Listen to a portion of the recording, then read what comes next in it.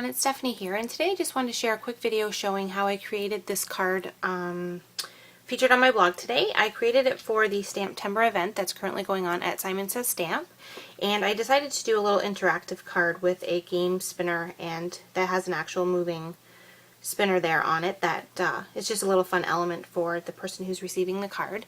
And I just wanted to share how I actually created this spinner on the front of this card. So I started out with this stamp set, which is the On Edge 3x4 clear stamp set. As soon as I seen this, I really wanted to use a bunch of these sentiments on the same card. I really love the font and what all the different sentiments say. So this is what my starting point was for the card, was being able to utilize as many of these as possible. And I really wanted to use this die that actually goes with this set in some way. So this is what I started with, and then I ended up with this. So to do this, I actually just found a game spinner template online and just downloaded it. I know that you can get these for your Silhouette and probably a lot of other die cutting machines and actually just cut them out.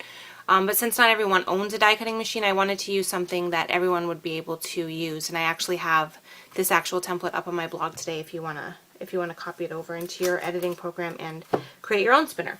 So what I did to do this is I just printed out a couple of spinners. This is one of my practice ones, so it's already inky, sorry about that. But I cut out a few and I just played with some different color combinations, and what I did is I used distress ink to color them. I thought about doing pattern paper for the pieces, but then you would have to deal with cutting each of the pieces out and making sure that they fit perfectly. You'd have to have like pretty much a perfect cut to get it all to fit together properly. So I figured, too hard, let's go easier. So I used distress ink. So what I did is I just took this Inkadinkado masking paper and I just cut out a couple of strips this size. They don't have to be perfect. You're just going to mask off the triangles. And I just adhered this right onto, I left a little bit of the black showing just so that I made sure I covered that whole white area. And I just added this masking paper to either side of the triangle I wanted to work on. So then there, that one's all ready. And then I played around with colors on paper first to decide what I wanted to do. And I found that I was originally going to use Broken China for this one, and I found that the darker distress inks end up being too dark, especially because you're going to stamp on them and you want those sentiments to stand out. So I preferred the Tumble Glass over the Broken China ink. So, and then you just want to just start off the edge still, because you don't want to end up with like big rectangle splotches in the middle of your triangle. Then you just want to work that ink into that triangle until you get it the desired darkness that you want. So, and you can just kind of rub it on. You just want to get it so that it's evenly covering the whole entire triangle. So just like that. And then when you're happy with your color, you just want to remove, and of course my fingers aren't working here, remove the masking, and you can see how perfectly the, and hopefully you can do a little more graceful than I can. But there you go. Now you can see that it perfectly colored in that triangle. And then for this specific card, I only used 3 colors. So I just put the colors that I used on opposite directions of the triangle. So on this card specifically, I used Tumble Glass, Shabby Shutters, and Victorian Velvet. And then I also used the Victorian Velvet to color the top of, or to color the entire die cut that I cut out of Nina cardstock as well. I just cut this out, and then I just used my same foam applicator tool with my Victorian Velvet, and then just completely swiped it over that. That way it matched perfectly to the actual spinner. So you just want to continue doing that and going around until you have the entire thing covered. And I actually have another completed one, which I actually used 6 colors, which gives it a whole different look.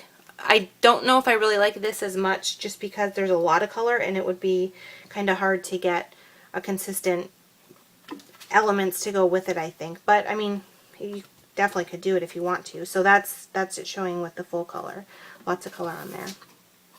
Once you get all of this completed, you want to just cut it out. So just take your time and cut the circle out. And to complete it, I used my Memento and just went around the edges to give it a nice defined black edge just because you'll end up with a little bit of white there around it. So you can just take this completely around, and that just defines the whole edge of the circle. And then once you've done that and have it cut out and all your colors on, you can go ahead and do your stamping. So you simply just want to take whatever images you want to use. So I used all ones that could go to "You Are Absolutely" was kind of the idea I was going for. So "You Are Absolutely Perfect," "Amazing," "Crazy," just that type of idea for the card. And then I just used my VersaFine ink, which is one of my favorite inks for sentiment stamps. And then you just want to take your time because you've already created your whole wheel of color, and just line that up where you want it and stamp it right on. And these stamps stamp beautifully on the Distress ink. They're nice and dark thick, so they really stand out. So then once you have that complete, it'll be completed since you've already colored everything and cut it out. And then you just want to adhere it onto your card.